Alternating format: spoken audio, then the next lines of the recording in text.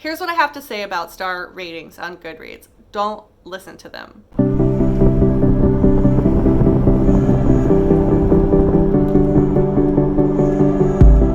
It's been a minute since I've done a monthly reading vlog. So in May, all the books that I'm going to be reading are going to be books on my TBR that have the lowest ratings on Goodreads. I thought it would be interesting to take a couple of these books that are the lowest rated on Goodreads, pick a couple that were by authors that I have read before and have loved those prior books. So it should be a pretty interesting experiment, a pretty interesting reading vlog. That's what I'm hoping it will be. And I am also curious to see whether, my tastes are so much different than Goodreads, or if these books are just actually not the best representation of the author's works. The first book I'm going to be reading for this vlog is The Turnout by Megan Abbott, and I am a huge Megan Abbott fan. I have read, I'm pretty sure, all of her more recent books. The End of Everything, Give Me Your Hand, The Fever, You Will Know Me, Dare Me. I've read all of them, and some of them were hits for me. I especially loved Dare Me, The End of Everything, and You Will Know Me, and some of them just were kind of misses for me. The Turnout was published in 2021. So far, it has a little over 14,000 ratings on Goodreads. That's a great number. Unfortunately, the average star rating is 3.14, which is not great, but I am very much of the opinion that star ratings can be kind of meaningless. I'm not going to read through the Goodreads comments section yet. I'm not going to read the other reviews until I'm a little bit farther into the book or until I'm at the end so that I kind of can form my own opinions about them. But I will be going through some of the reviews later on in this video to kind of find out why people are giving this book such a low rating. And then I'm really excited to find out whether I agree with those ratings or not. I started reading The Turnout yesterday on Sunday, but I didn't get very far. We went on a very long, 60-mile bike ride. The weather was beautiful. I wanted to be outside. A friend came over and we hung out on the porch. I drank a little bit of iced tea. I did read about 25 pages, and so far not a whole lot has happened. We are following these two sisters. They own this dance studio for young ballerinas. They're getting ready to cast and perform the very famous Nutcracker Suite. So far not too much has happened. There are a lot of very interesting and unique and just beautiful descriptions of ballet that I have been enjoying. Something is happening between these two sisters. I don't really know what yet. I trust that Megan will reveal it to me in time, but something definitely happened between these two sisters to kind of split them up and cause some tension. Today is a work day for me. I have some day job stuff to get done. I am also 2 weeks away from publishing my next book, Edge of the Storm. It's the second book in the Brett Buchanan mystery series, and I have a lot of work to do. So today is going to be a busy day for me. I'm also doing, chores like laundry. I gotta walk the dog. I will try and sneak in some reading sprints today so that I can get through a bigger section of this book. So far, again, 25 pages in, but I am liking what I'm reading so far.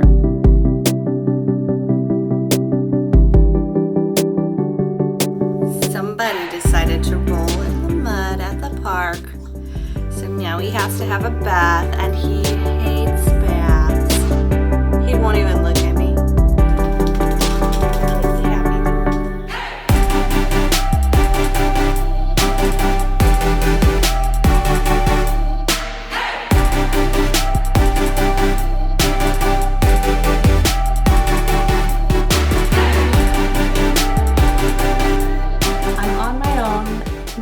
Ryan is out, and so I am going to make myself a salad for dinner.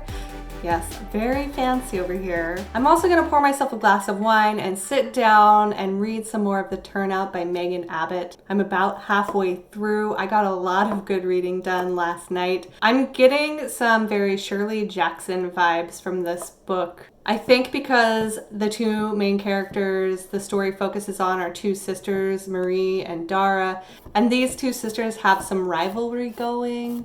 They don't seem to be getting along very well. There's definitely some unspoken issues, some unresolved issues between them that are starting to crop up in the book. And because the girls have been so isolated for most of their lives, I think that's kind of why I'm getting the Shirley Jackson vibes too. It's kind of reminding me of We Have Always Lived in the Castle, but with ballet. These two girls who have been sheltered most of their life have finally grown into women, but they don't really know how to interact with the world at large, and especially with men in the world. This is definitely a book about sexual awakening and women's sexuality, and so I am wondering if this is why the reviews are a little bit lower, because that's a topic that not everybody really enjoys, and it's a topic that can be difficult to do well. I am enjoying the turnout so far. The prose is cutting, and there's this boiling resentment, this anger under everything between these sisters and between their relationships with other people. And I'm just very invested in seeing where this story ends up. It feels like the story is on the cusp of just exploding, like it's just simmering, right? And I feel like it's gonna explode at any moment, and I am ready to watch it happen. Ryan and I played hooky from our jobs today. Ryan, say hi. Hi. We are going on a hike. I read about 100 more pages last night in the turnout, and it is getting very intense. I'm hoping I should be able to finish it today after our delightful hike at Mount Loma Falls.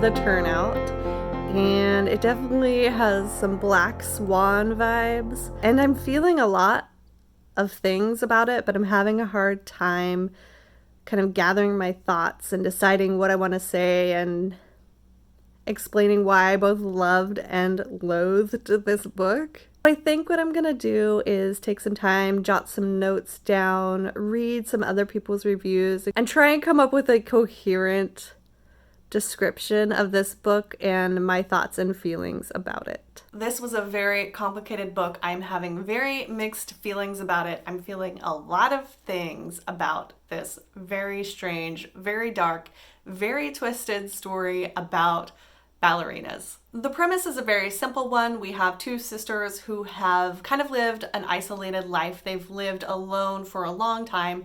Their parents died when they were younger. They grew up around ballet. They were both ballerinas. Their mother was a teacher at this ballet studio. They took over their mother's ballet studio when their mother passed. And they have been trying to run this studio, and the book opens with them getting ready to cast the dancers for the upcoming Nutcracker Suite. Then a stranger enters their lives and everything changes. There were gothic vibes with this book because we have this ballet studio that's crumbling, and we also have this old house where the sisters live. Everything is falling apart around them. On the surface, everything looks shiny and exciting and new and fun and frilly, you know, like a ballet studio. But then beneath it, there's this rot and this dank and this grossness, and just things are not what they seem. So the average rating on Goodreads for the turnout was 3.14, which is fairly low for a book.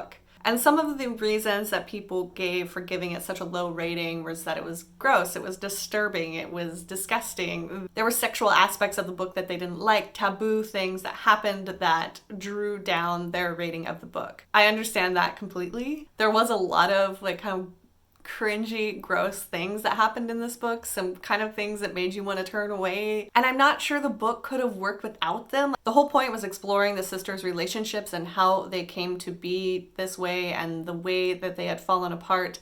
And so you had to kind of explore their dark and twisted history. And I did, again, like the juxtaposition of the fairy tale-ness of the Nutcracker Suite, the fairy tale-ness of the ballet, and the innocence of it compared to the lives that these sisters were actually living. But I do completely understand why a reader would give a low rating to some of these themes and some of these issues that came up in this book. One of the reviewers said that it was oddly sexual for no reason, and yes, that reviewer appears to be a male reviewer, and I would argue that female sexuality in books is still kind of taboo, and I really appreciate a book that explores multiple aspects of it. There still seems to be, in broader settings, this idea that women shouldn't be sexual beings, and so to see it in a book, to read about these kind of taboo things that some of them were, but some of them were just women coming of age, young women coming of age and coming into their sexuality, it can be powerful to read about it in a book. That said, some of the sex in this book obviously is taboo and will make people uncomfortable. It made me uncomfortable. And there is definitely some like abusive issues that went on in the book that I kind of took issue with. This wasn't like a healthy, happy, normal view of sex. But these experiences that the sisters had, it was kind of like the cauldron for everything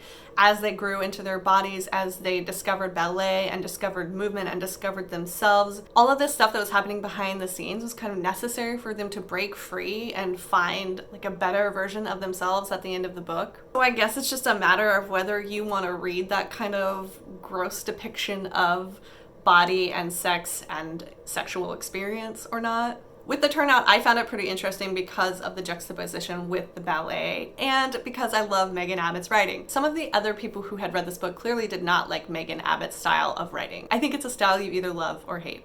Several of the reviewers were talking about how the book was boring because there was a lot of description of drywall and construction because the studio is being renovated, and you know, I kind of agree with that point. But it could be seen as like a metaphor for the way that these sisters' lives were crumbling and needed to be rebuilt. And obviously we have a lot of reviewers who are saying these characters were unlikable. I find that books with unlikable characters generally have a much lower average than books with likable characters. And while I understand why reading a book with likable characters might be a more enjoyable experience, I don't really understand why people loathe unlikable characters so much. I kind of love to hate them. And so I enjoy a good story with unlikable characters as long as the characters are interesting in some way or complicated in some way, or like we're seeing them struggle with their unlikability. Admittedly, most of the characters in this book were terrible people who made terrible choices. Although some of it felt inevitable, there was a protectiveness between the sisters and just kind of an insular family dynamic going on. And so some of the things that happened felt like it had to happen. Like they couldn't have made any other choice. But this was definitely a book about dysfunction, about diving into like the darker side of a feminine psyche and kind of what happens when things go wrong in a relationship dynamic. This is a book that I would probably only recommend to specific people, to readers who I knew loved dark, twisted, cringy, gross, dysfunctional families. I do love the subtlety of Megan Abbott's writing, the way she kind of reveals things slowly and you kind of have this slow build of drama and you know that like something is coming. And you don't really want to get there, and yet you can't stop reading. For me, The Turnout was a 4-star read. 3.5? 3.5. It was like a 3.5, rounded up to 4 on Goodreads. Megan Abbott is a great storyteller. She keeps you on your toes. She likes to throw in a lot of twists. And I think the aspect of the ballet, I think that kind of is what takes this book to another level. If it had just been about dysfunctional sisters living in an abandoned house, I don't know. I guess that could have worked. I mean, We Have Always Lived in the Castle, and that's kind of what that book was about. But I do think that the ballet aspect did kind of level up the book a little bit. It gave it a new layer that was really intriguing. It's a very blustery day outside. We just got back from a walk, and I just have wind-blown hair now. Witchy hair. We stopped in at the library. I wanted to pick up a book I had on hold, The Murder at the Vicarage by Agatha Christie. This is the first book in the Miss Marple series. I have read Agatha Christie, but I haven't yet read any of her Miss Marple series, and this is like, I think, original cozy. This is kind of what started off the genre. So I'm very interested in reading a Miss Marple mystery. This seemed like a good place to start since it was the first one. But of course, when I go to the library, I can't just take home one. And I was looking in the new book section and Came home with 2 romances. This one is a lot like Adios by Alexis Daria, and I think I have You Had Me at Ola on my Kindle, and so I was familiar with the author. Obviously, this cover is gorgeous. I also really fell in love with this cover, The Hookup Dilemma by Constance Gillum. I had not heard of this book, but it does sound fun. I've been reading a lot of mystery thrillers lately, which, don't get me wrong, I love a good mystery thriller, but I want a little bit of lightness, a little bit of playfulness, a little bit of love in my life. So I'm looking forward to getting around to reading these eventually. But tonight I'm going to be settling in with the Cassandra by Sharma Shields. This is Sharma Shields' second book. I actually started this morning before I went to work. I've read about 20 pages and I am enjoying it so far. I'm really enjoying the narrative style that Sharma is employing and the character that we meet from the first page, who is in a job interview to be a secretary at this new research center where she is kind of leaving her mother and going to be independent and get her very first job. The Cassandra has about 860 ratings on Goodreads with an average of about 3.34 stars. Not terrible, but not super great either. It is one of my lowest rated books on my TBR currently. The first book by Sharma Shields that I read was the Sasquatch Hunter's Almanac, and I love this book. I adored it. It is like a collection of interconnected short stories about a young boy whose mother runs off a Sasquatch, and he kind of spends the rest of his life hunting for this monster who stole his mother away. There was a lot of metaphor, a lot of weird, strange creatures, a lot of very moody forest, Pacific Northwest vibes, and I did like the fact that they were interconnected short stories. I really want to read this book again. This book has about 1,600 ratings on Goodreads with an average rating of 3.64. I think I gave this 5 stars, so I think maybe I just really like the way Sharma Shields tells stories. So I'm feeling hopeful that I will also like the Cassandra.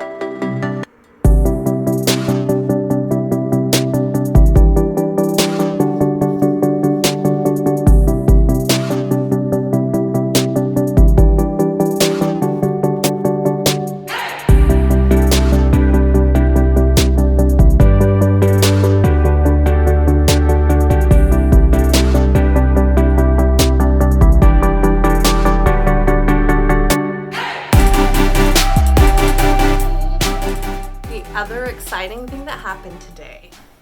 I got some very special book mail. The proof copy of my next novel, Edge of the Storm, came in the mail today. This is book 2 in the Brett Buchanan mystery series. It is a chunkster. I'm pretty proud of this book. On a Dark Tide was the first book. It came out last year. It was my first foray into self-publishing. Prior to that, I had published with a traditional publisher. And so it was kind of exciting to have a second book in this series and to be able to work on it and work through it. And I wasn't sure I was going to get this one done in time. The release date is The release date is May 17th, which to me is only, I think, 2 weeks away. To those of you watching, might be in the past or might be just a couple days away. I was working really hard to get this one done. And then I got a day job, and that kind of slowed things down, but I did manage to get it formatted, uploaded, proofed. Now all I have to do is hit publish.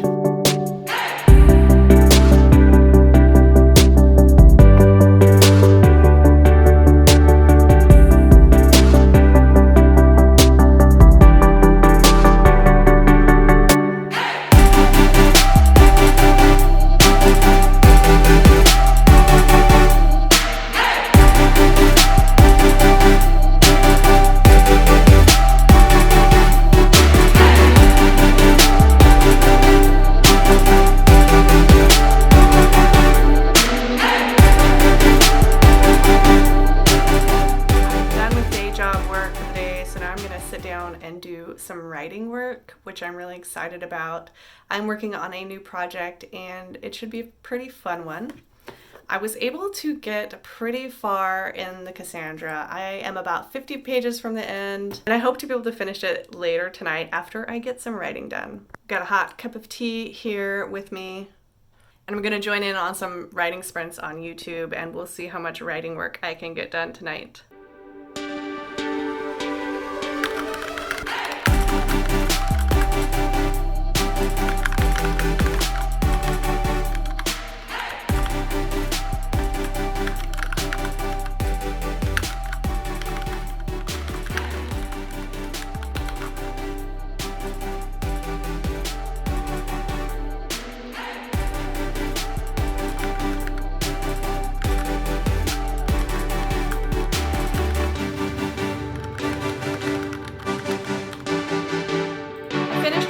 Cassandra last night. This was kind of a difficult book to read and to finish. I don't know too much about the myth that this book is based on, the myth of Cassandra. I believe that she was a Trojan princess who was like cursed to give prophecies that no one believed. With this book, we kind of have a young woman, Mildred, who has been living with her mother and her sister in this small town in Washington, in Eastern Washington, for most of her life. She has the ability to see into the future, and she's been ostracized because of this. People don't really want to hear about their future or about how they're going to die or about all the terrible things that are going to happen. So when Mildred gives them the information, they just kind of like shut her out. They make fun of her. They don't believe her. Mildred goes to secretary school, and then she has this opportunity to join the Hanford Research Center in Ridgefield, Washington. And they are building this top secret project. The government is involved. She's excited to start her new life. She makes some new friends. She gets involved in this research. She doesn't really know what's going on. The whole idea is to like keep it secret, keep it safe, don't tell anybody, for the war effort. So this is set during World War II, and everybody is worried about Germany building this huge weapon.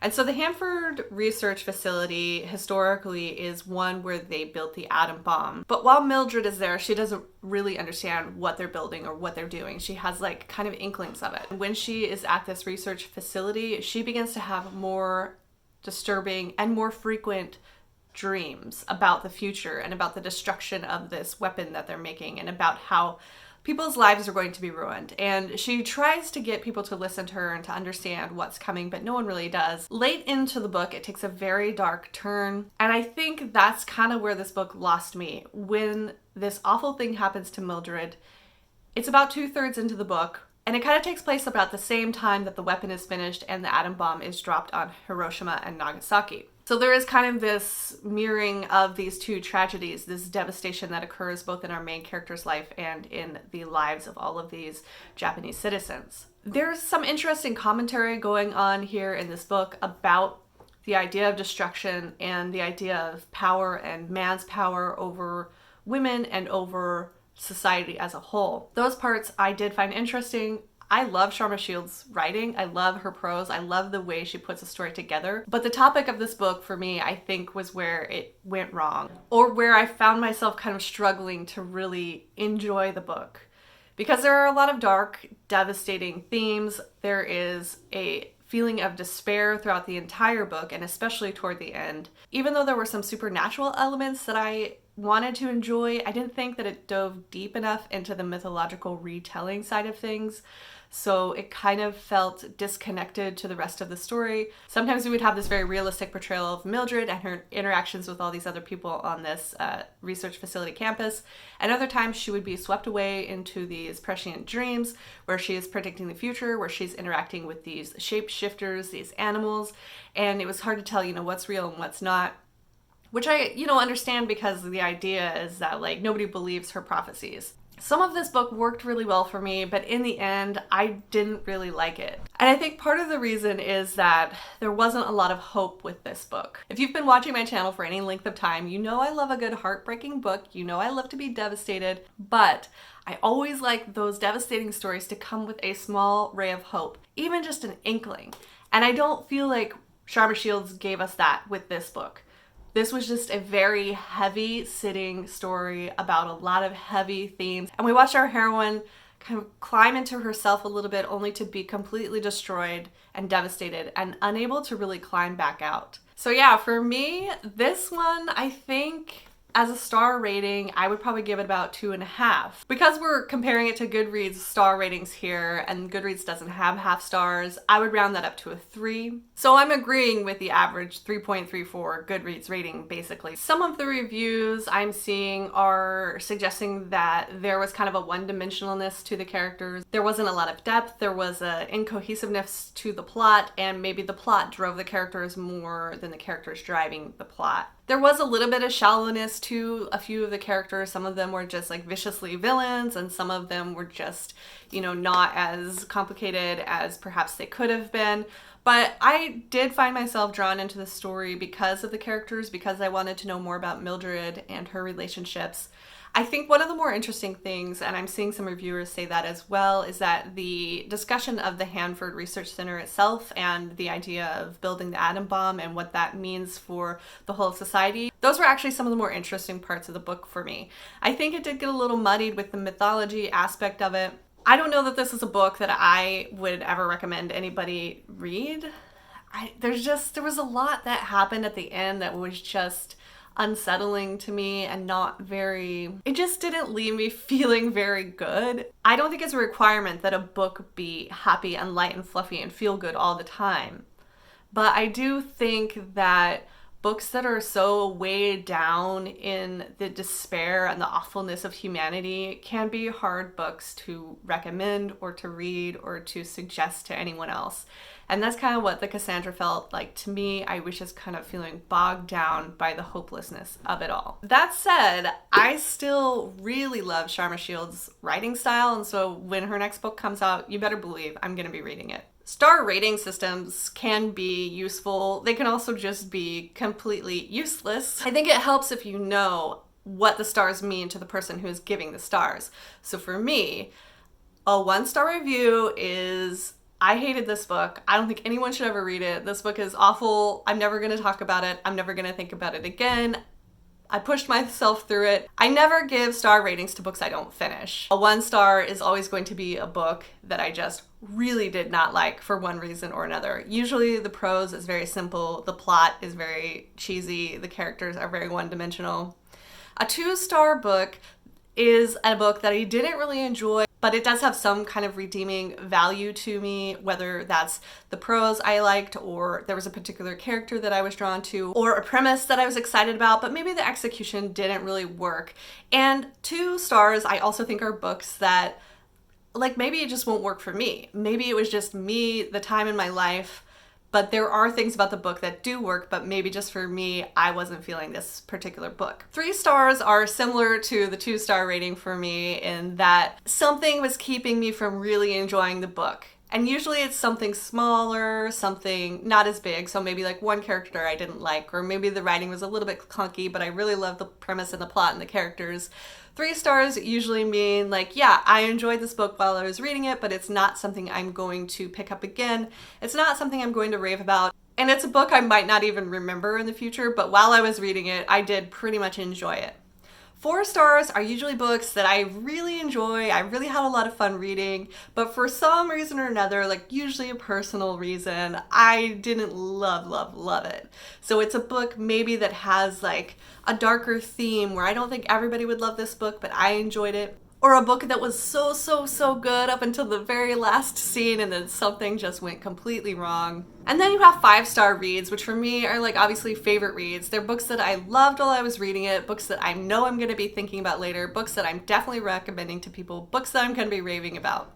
So that's kind of my system. So with the Cassandra, I gave it 2.5 stars, but because of Goodreads, like that's more of a 3-star read for me. It left kind of a bad taste in my mouth, just like, not a bad taste, just like a sad taste. Tasted sad when I finished reading it. But I didn't hate the book. I didn't think it was terribly written. I thought there were a lot of good things happening in this book, but there wasn't enough of the good things to kick it over into like a higher star rating. It's been raining a lot and it feels like we're stuck in like an endless February. It's May. We should be having like sunny, warm days and we have not gotten very many of them. I have just been kind of staying in my PJs, spending most of my day switching back and forth between writing and reading. I'm working on writing a new book and the first draft is done, but I'm doing a second draft. I'm running through it with a quick edit. So I've been doing both writing and reading sprints. I've been writing for like 25 minutes and I'll take a little break and write for another 25 minutes and then I'll take a break and read for 25 minutes. We are having a break in the rain, so I think I'm gonna hop on my bike and go on a short ride, and then I think when I come back, I'm gonna go back to doing reading and writing sprints. And this morning I started reading the Blackbird season by Kate Moretti. Now, Kate Moretti has a lot of books out there, a lot of like psychological domestic thrillers, suspense books, and I have only read one other book by her. I read The Girls of Bracken Hill and I really enjoyed that book. It had this gothic vibe, a very suspenseful book about a sister who's returning to this old spooky house where I think her aunt or her grandma lives and somebody went missing there. I'm hoping the Blackbird season will kind of give me the same atmospheric spooky vibes. The Blackbird season gets about 3.43 stars on Goodreads, which isn't bad. That's actually kind of high in terms of like reading the lowest rated books on my Goodreads. So I am about 60 pages in so far, and so far I am loving it. We have a small town on the East Coast somewhere, I think in like Pennsylvania or something, and we are switching between several characters, a mother who has an autistic son and her husband who's a teacher at this high school, and then a friend of theirs whose husband recently passed away from cancer. She's also a teacher. There's this one day they're at this baseball game and all these birds, these blackbirds, these starlings just start falling out of the sky dead.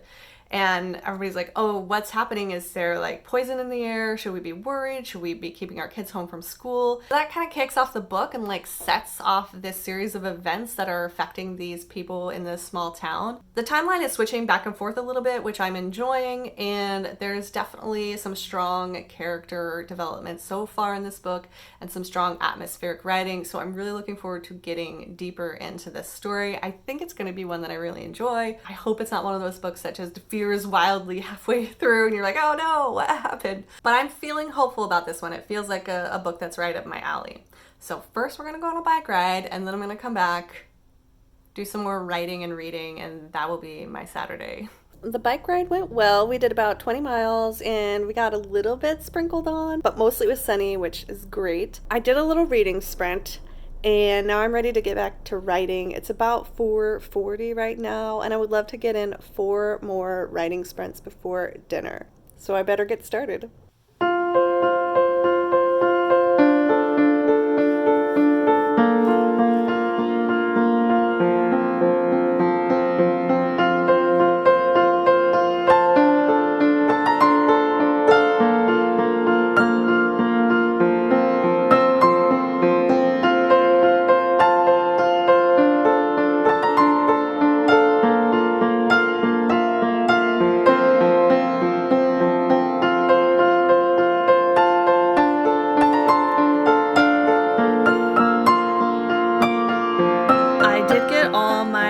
Sprints in yesterday. I finished the 4 that I wanted to do after our bike ride. I think I ended up working about 4 hours on a new novel, which felt really good. So I decided to just kind of take today off and just relax and enjoy some reading time. I have done a little bit of video editing, but not too much. We went for a walk. I've been drinking cups of tea all day. We had pancakes for breakfast. It's just another rainy Sunday. Perfect day to just be lazy, sit on the couch and read. I have about 70 pages left to read. It has been dragging a little bit in parts, but I have really been enjoying the characters and the plot as it's unfolding. There are a lot of really interesting elements with this book. I think we're gonna go hang out with some friends tonight, play some board games, eat some food, drink a little wine. So I won't have a lot of reading time tonight, but we're not doing that for like another 2 hours. So I think I'm gonna try finishing it.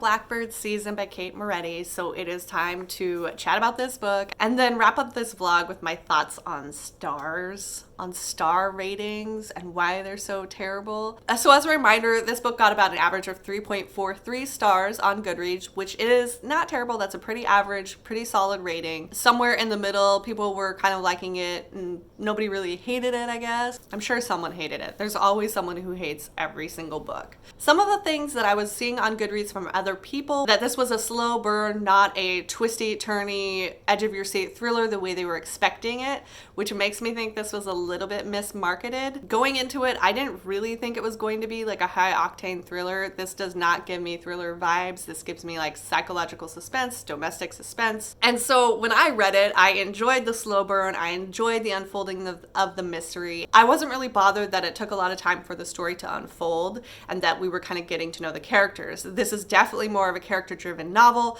but on the subject of characters, there were some people in their reviews who thought that all of these characters were terrible and unlikable, and therefore this book deserved only 2.5 stars.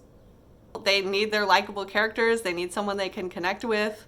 I do not need a likable character. I just need an interesting one. These characters were certainly interesting. So this book is centered in a small town in Pennsylvania where rumors just run rampant. We have our main character, Nate, who is a math teacher and a soccer coach. He is well loved by the community. He is just one of those teachers who just all the students love him and he loves all the students. And yes, that gets him into a little bit of trouble. At the beginning of the book, this very weird thing happens where they're at this baseball game and a bunch of birds just fall from the sky dead and no one knows why. And so this kind of brings in a bunch of people from the press and everybody's kind of like going, what is going on with these birds? But the birds aren't the story. Nate is the story. Nate is caught on camera hugging one of his students in front of a motel. And there's nothing really very sexual about it, but it is a provocative photo and one that opens up an investigation into his behavior and whether or not he's having an affair with one of his students. So this book moves back and forth in time. We also have multiple narrators. In addition to getting Nate's point of view, we see from his wife. His wife is a stay-at-home mom. She is struggling hard. They have a 5-year-old son who is on the autism spectrum, and he is just starting to be verbal, and it has been a rough 5 years for Nate and his wife. Their marriage isn't going great. She is frustrated, feeling like Nate is more invested in his students' lives than his own son's. And so there's that tension between them that grows throughout this book. And when the news comes out that Nate might be having an affair with his student, he says, no, that's not what happened. Let me tell you the truth. Please believe me. And the wife, Alessia, she is uncertain about whether or not to believe him. And so there's this back and forth between truth and lies and trust and whether or not their marriage is going to survive. The student that everyone says Nate was having an affair with goes missing fairly early on in the book. And that added an extra layer of like, did he do something to her? What happened to her? What happened here? The story deals with family dynamics as well as like what happens when the very popular teacher who everyone loves falls from grace. There were a lot of complicated issues, and this was a definitely slow burn, character-driven novel. I really liked it. This is definitely my style of suspense fiction. I love the character-driven. I love the slow burn. Kate Moretti's writing is atmospheric. There was a subtle supernatural vibe. It is not a supernatural book at all, but there was an element here with the blackbirds, with the birds that were dying, and with the missing student who has been an outcast for most of her life and is kind of considered, people have called her like a witch. She doesn't fit in. She's an outsider. There were moments with this book that I wish it had moved a little bit faster, more towards the end when I was just kind of ready for the mystery to unfold and for the story to rush forward. It did drag a little bit. I had a little bit of a problem with the ending. Not a huge problem.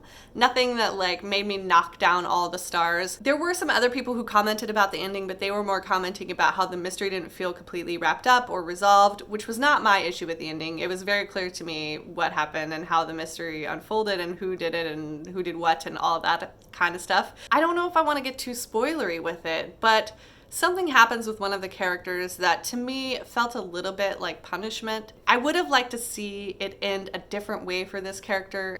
I don't always get what I want as a reader. For me, this was a 4.5 stars. I couldn't quite give it 5 stars because of some of the themes in here. I wouldn't gush and rave and like throw this book at everyone, but this is a book that I would definitely recommend if you like domestic suspense, character-driven novels, slow burn mysteries, books that have complicated characters that don't always make the right choices. You know, there was a little bit of like Jodi Picoult feeling to it to me, with like where you have characters getting into complicated moral situations. I thought this book was great.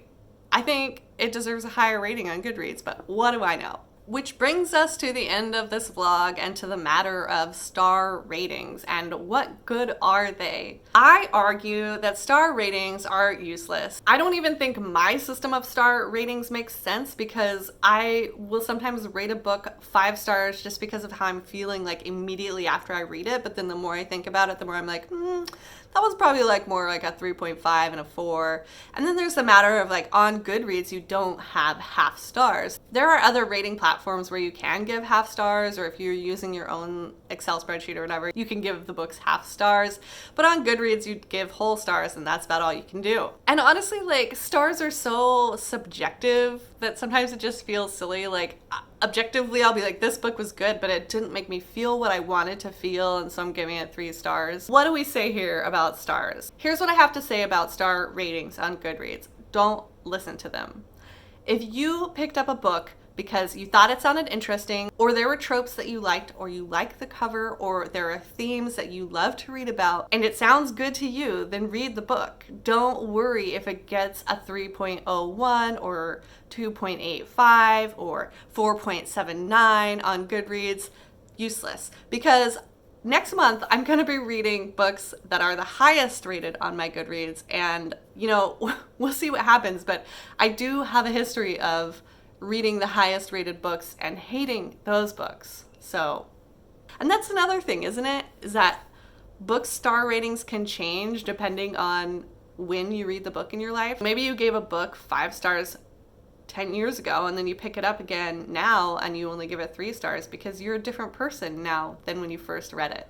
All of us are individual readers with individual tastes, and you shouldn't feel like you can't pick up a book and read a book just because it has low ratings on Goodreads. I am an advocate of every reader reading the books they want to read, reading however they want to read, and rating a book with whatever many stars they want to rate a book at.